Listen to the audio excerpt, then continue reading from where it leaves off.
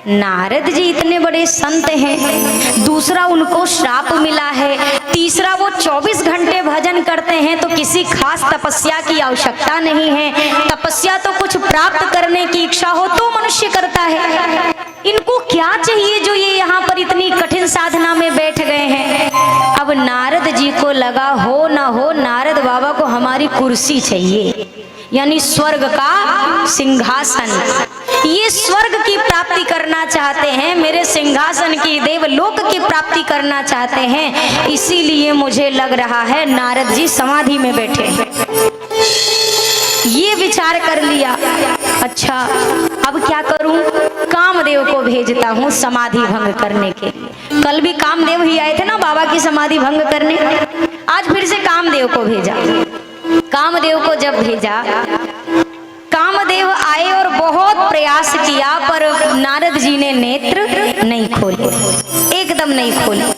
अब नारद जी महाराज जब नेत्र नहीं खोल रहे, अब कामदेव ने अपनी हार मान ली, मतलब सरेंडर कर दिया कि भाई हमसे गलती हुई, हम गलती किया, हमने आके यहाँ अपनी गलती स्वीकार करी, हाथ में फूलों का हार लिया और नारद जी के पास चले हैं। का बोलते, वाह नारद जी कमाल कर दिया, आपके जैसी तपस्या आज तक कोई कर भी नहीं किया, इतने लोगों ने किया, बड़े बड़ों की समाधि कामदेव ने भंग की है, आपकी साधना को मैं प्रणाम करता हूँ, कहकर माला नारद जी के गले में डाली। इतने प्रयास से नारद जी ने आंखें नहीं खोली थी और जैसे कामदेव ने तारीफ करी, प्रशंसा की, नारद जी ने आंखें खोल दी।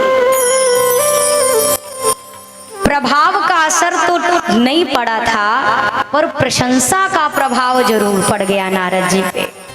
मैं प्रत्येक कथा में एक बात कहती हूँ, आपके जीवन में जब आपकी ज्यादा बड़ाई होने लगे तो समझ जाओ मामला गड़बड़ हो सकता है।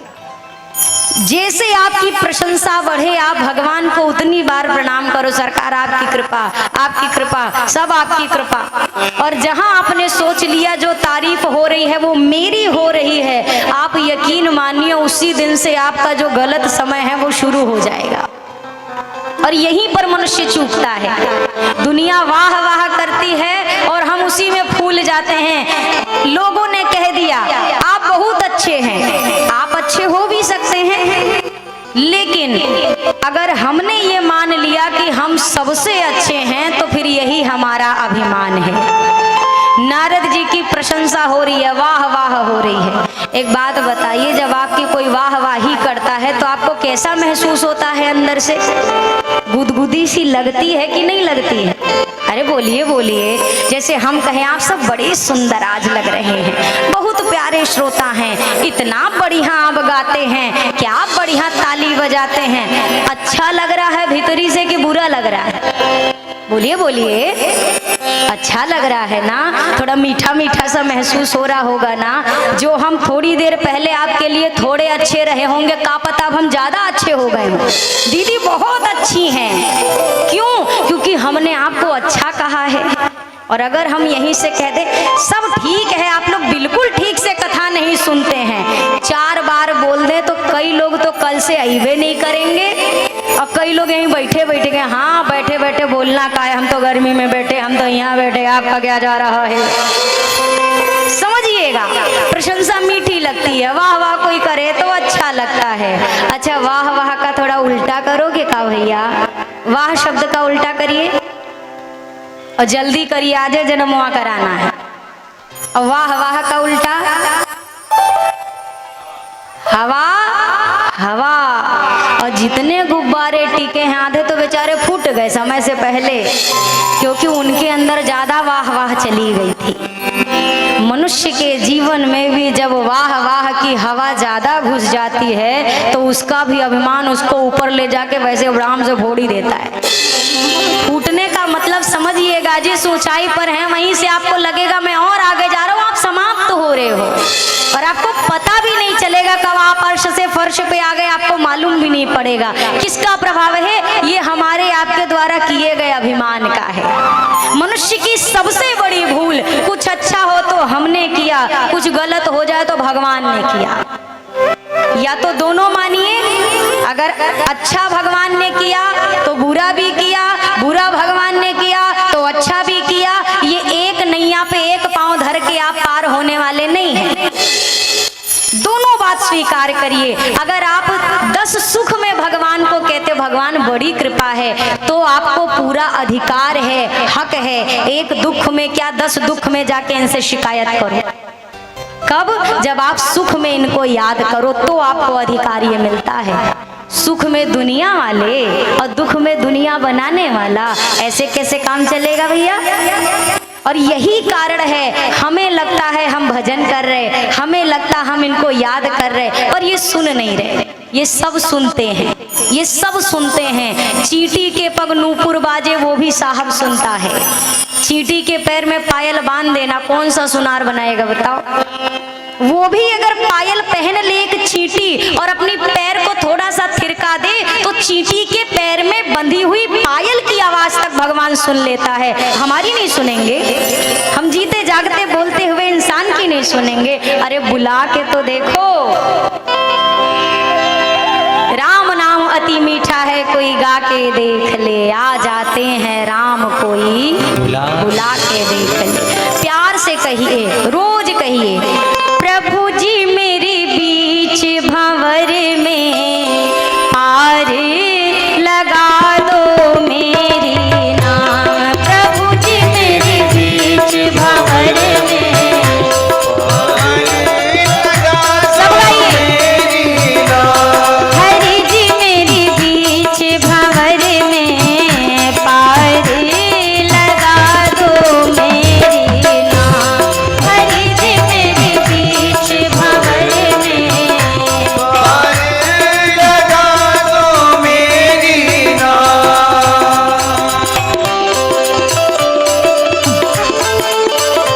जय हो हरि बोल।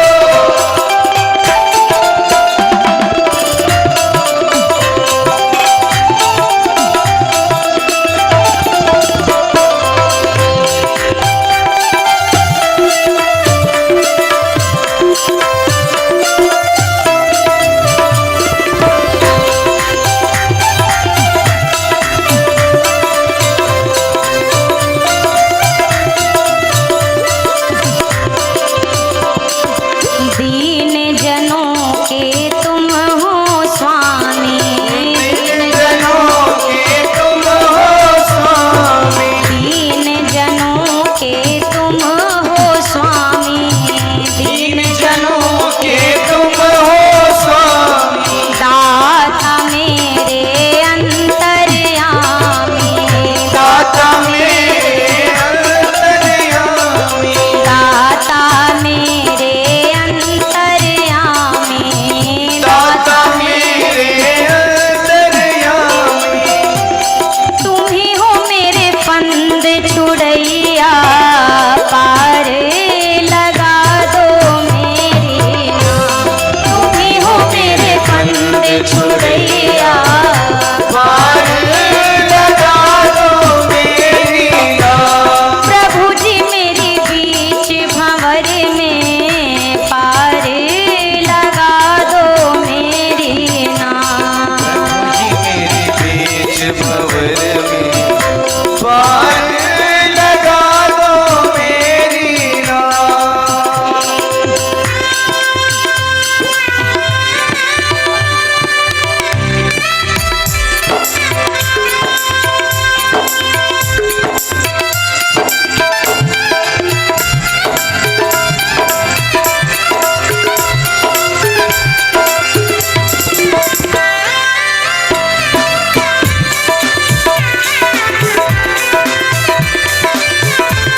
जय हो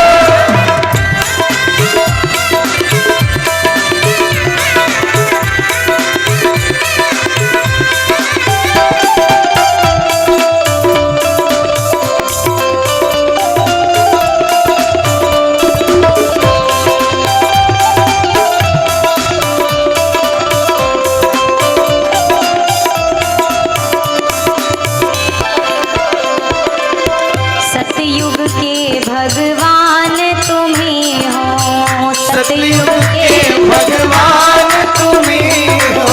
त्रेता वाले राम तुम ही हो। त्रेता वाले राम तुम ही हो।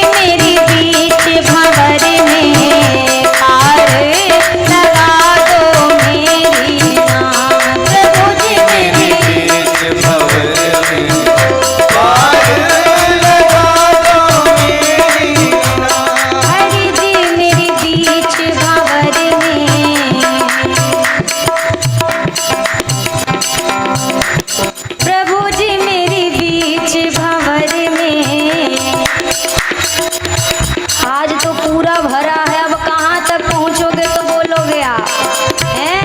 सब गाइए। प्रभु जी मेरी बीच भंवर में पार, हरि जी मेरी बीच भंवर में पार, तुम ही हो मेरे कृष्ण कन्हैया पार, तुम ही हो भव पार करैया पार। जरा दोनों हाथ ऊपर किए सभी लोग, ठाकुर जी से कहिए।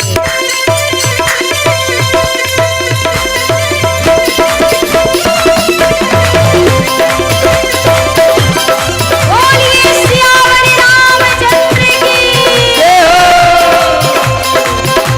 तुम ही हो भव पार करैया, तुम ही हो भव पार करैया। प्रभु जी मेरे बीच भंवर में पार, हरि जी मेरी बीच भंवर में पार,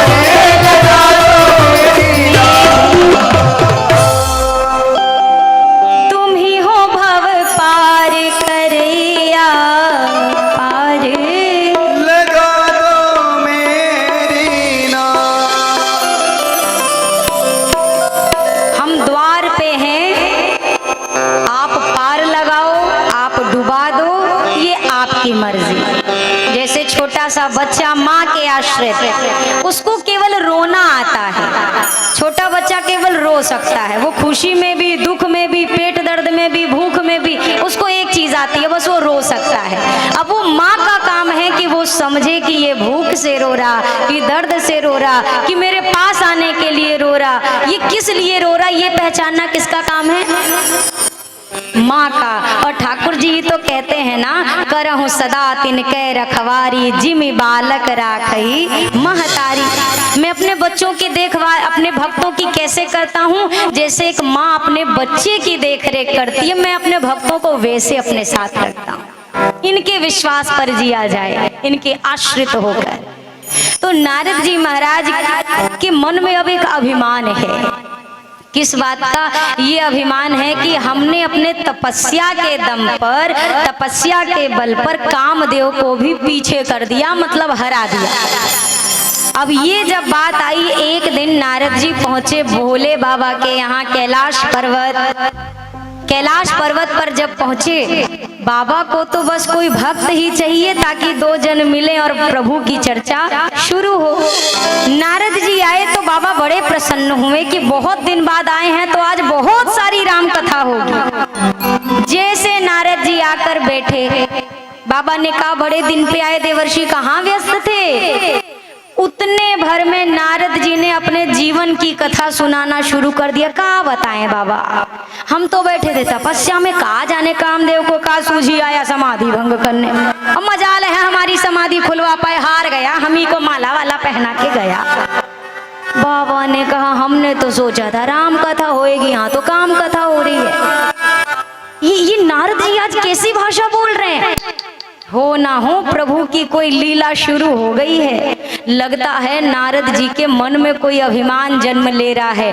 बाबा ने क्या कहा, नारद जी ये जितनी कथवा हमको बाँच के सुनाई है, भगवान को मत बाँचिएगा, उनको मत सुनाइएगा।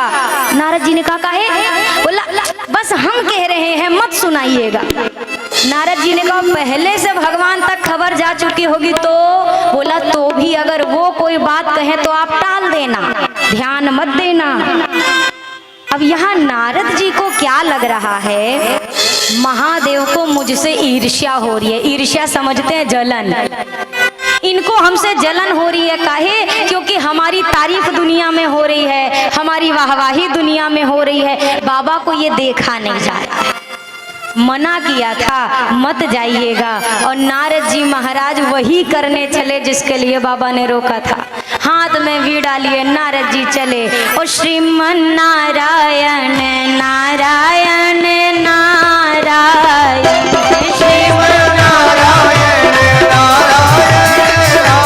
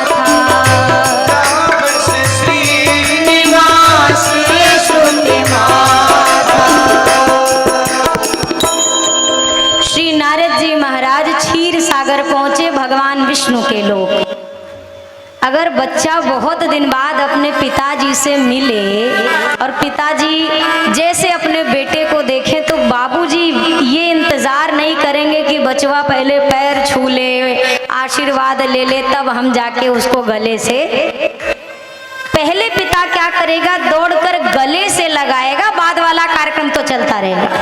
इतने दिन बाद नारद जी मिले, भगवान ने देखा, अरे इतने दिन बाद नारद जी, आज भगवान अपने सिंहासन से खड़े हुए आगे बढ़े और नारद जी को गले लगा दिया।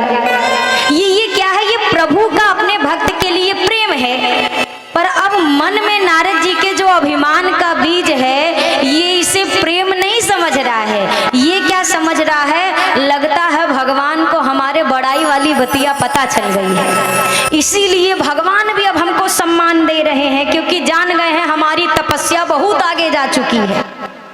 अब नारद जी को हृदय से लगाया।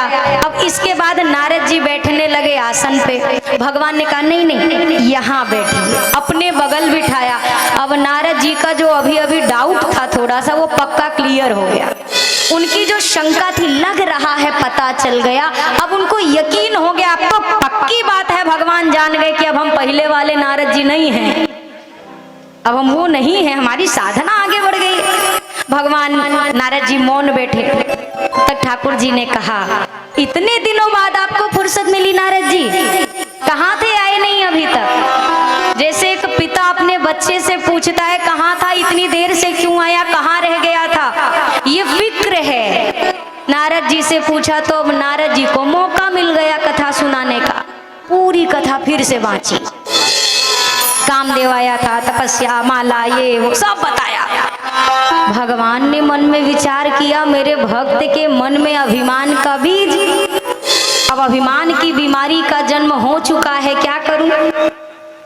भगवान ने भी अब और प्रशंसा शुरू की। अरे नारद जी, आप तो आप हैं, आप हमारा नाम जप के तपस्या में कामदेव को हरा गए। अरे हम तो कहते हैं कोई आपका नाम जप ले, वहाँ को कामदेव ना छू पाए। अब क्या बात, आप, अरे आप संत हैं। इतनी प्रशंसा की, अब तो नारद जी का अभिमान और बढ़ गया।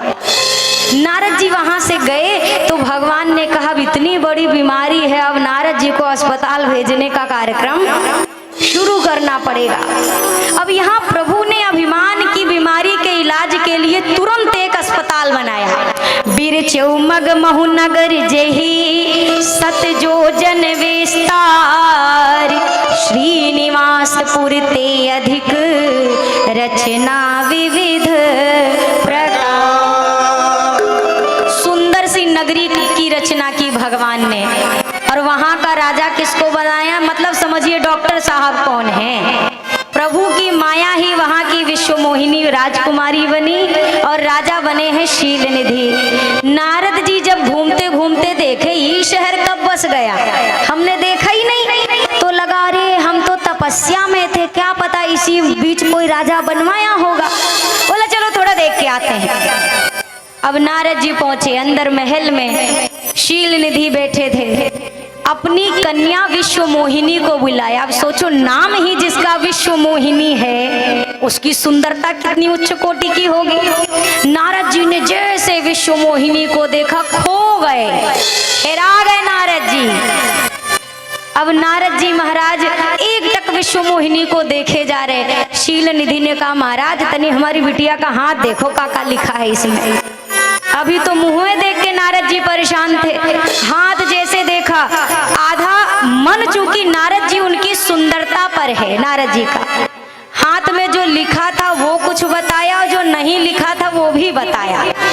कछु को बनाई भूप सन भाखे। अब नारद जी महाराज मन में सोच रहे हैं, इतनी सुंदर कन्या है, सर्वगुण संपन्न है, तो हम भी तो सर्वगुण संपन्न है, न काम न क्रोध न लोभ न मोह, हमारे अंदर भी कोई दुर्गुण नहीं है। तो इस हिसाब से तो हम दोनों की जोड़ी ज्यादा अच्छी जमेगी। और कल है इनका स्वयंवर, तो काहे ना हमहू स्वयंवर में हिस्सा ले लें। अब सोचिए माया का प्रभाव और अभिमान की इस जड़ का प्रभाव देखिए। नारद जी जैसा बैरागी संत आज विचार कर रहे हैं कि मैं विवाह करूंगा किससे? विश्व मोहिनी से। नारद जी कुर्सी से खड़े हो गए। शील निधि ने कहा कल ही है ब्याह है, आशीर्वाद दे के जाना महाराज। अब शील निधि को क्या मालूम कि नारद जी तो आशीर्वाद लेने की अब लाइन में आएंगे। नहीं नहीं हमको जरूरी काम है, हम कल आएंगे। अब नारद जी बाहर आए हैं महल से। स्थिति क्या है? जब तब कछु न होई यही काला, हा विधि मिलई कवन विधि बाला। हे भगवान, ना जप कर पाऊंगा, न तपस्या करने का टाइम है, वो कन्या कैसे मिलेगी? क्या उपाय करूं?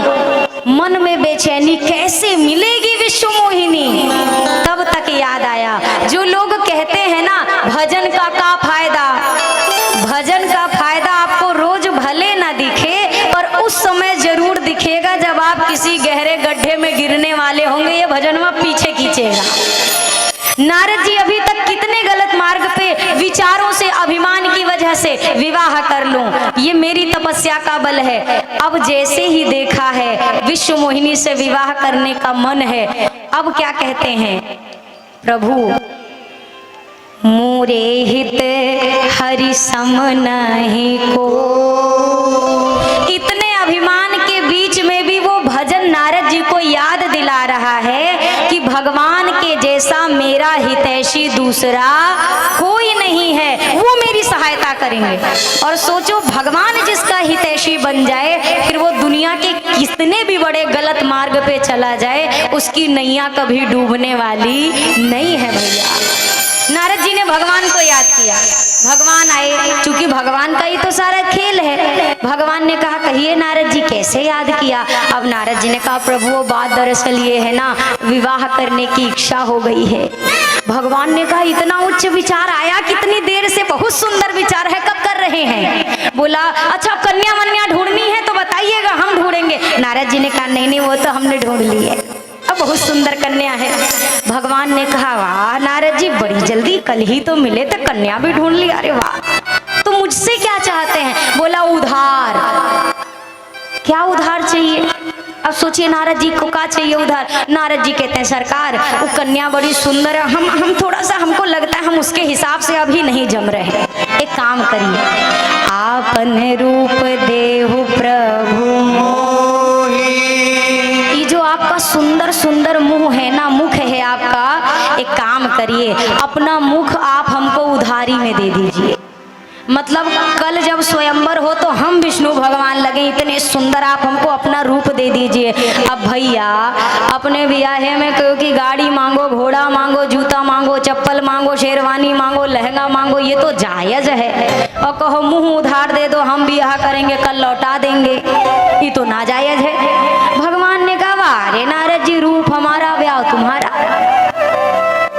भगवान सोचने लगे क्या करें, भगत ने पहली बार मांगा, मना नहीं कर सकता, और अगर जो मांगा है वो दे दिया तो इनकी स्थिति तो बानर से भी बड़ी दुर्गति हो जाएगी। क्या करूं?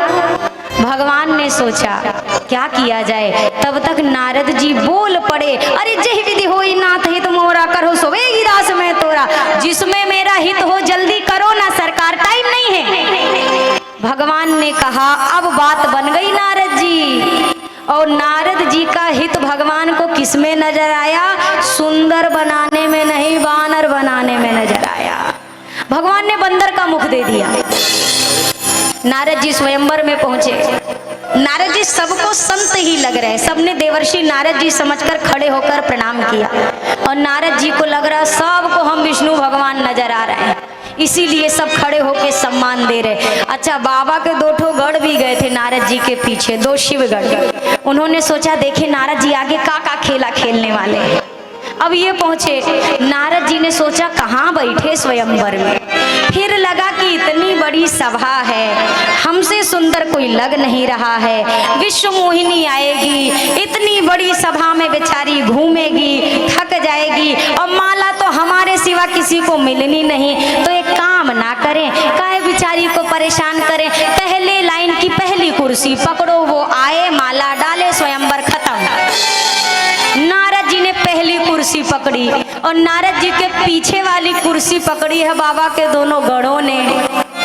अब ये पीछे से बतिया रहे, आय हाय हाय क्या सुंदरता है। तो दूसरका वाला कहता कौन सा राजकुमार, कौन सा? बोला पहली कुर्सी वाला।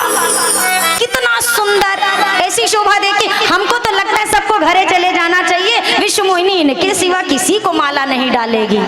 तो दूसरका भी कहता हाँ सुंदरता अलौकिक। अब नारद जी और फूल के आनंद में आ गए, हम इतने सुंदर लग रहे। तब तक विश्व मोहिनी आई। अब विश्व मोहिनी को नारद जी का नजर आ रहे, मरकट बदन भयंकर देहि देखत हृदय क्रोध भाते।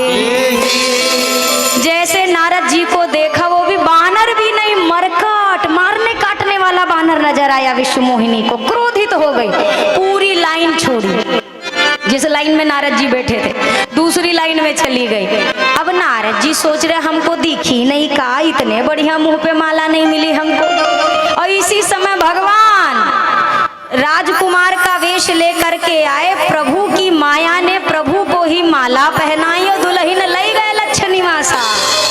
सरकार दुल्हन लेके चले गए, नारद जी कुर्सी बदल रहे थे, ई पे नहीं ई पे दिखेंगे, इस वाले पे नहीं वहां बैठ जाए। शिवगढ़ों ने कहा महाराज अब कुर्सी बदलने से माला नहीं मिलेगी, कन्या जा चुकी है। बोला इतने सुंदर मुख पे माला नहीं पड़ी। शिवगढ़ों ने कहा यही मुहमा था इसीलिए नहीं मिली। शिवगढ़ों को ये बोलता देख नारद जी को क्रोध आया, श्राप दिया, संत का उपहास करते हो, जाओ दोनों राक्षस बन जाओ। अब चले, अब आगे सरोवर में मुख देखा, अब तो नारद जी का हृदय क्रोध से भरा। दई हूँ श्राप की मरी हूँ जाई, जगत मोर उपहास कराई। आज या तो उस विष्णु को श्राप दूंगा या तो स्वयं को समाप्त कर दूंगा। इतना बड़ा छल, अरे नहीं सुंदर बनाना था मत बनाता, वानर की आकृति क्यों दी? क्रोध में भरे नारद जी चले। अच्छा भगवान भी कम कौतुकी नहीं है। भगवान अब विवाह हो गया तो अपने घरे चले जाते, वैकुंठ जाते, क्षीर सागर जाते। भगवान की लीला। नारद जी जिस रास्ते से जा रहे थे उसी रास्ते से भगवान बढ़िया अपने संग सिंहासन पर बैठे आते दिख रहे हैं अपने विमान में। अकेले नहीं हैं, विश्व मोहिनी को विवाह करके अभी अभी लाए हैं और बगल में लक्ष्मी मैया को भी बिठा लिया, बीच में खुद बैठे। नारद जी दिखे, नारद जी से नारद जी कछु खो गया है क्या, काहे राया है जो ढूंढ रहे हैं? नारद जी ने देखा कन्या इनके साथ बैठी है, माला ये पहन के बैठे हैं। अब बोलना शुरू किया, कपटी हो, छलिया हो, बहुत बड़े ढोंगी हो, इतने कपटी हो, मैं जानता पहले से था, कभी बोल नहीं पाया। आज अच्छे घर में बहना भेजा है, आज नारद आपको ठीक करेगा। मेरे साथ खिलवाड़ किया है, आज मैं विश्व मोहिनी का वियोग सह रहा हूँ, श्राप देता हूँ आपको अपनी भार्या का वियोग सहना पड़ेगा। जो रूप लेकर मुझे ठगा है वो रूप लेकर धरती पर आना पड़ेगा। मेरी बानर की आकृति बनाई, बानर आपकी सहायता करेंगे। भगवान को जब श्राप दिया, भगवान ने श्राप को सिर पर रखा और माया का पर्दा हटाया।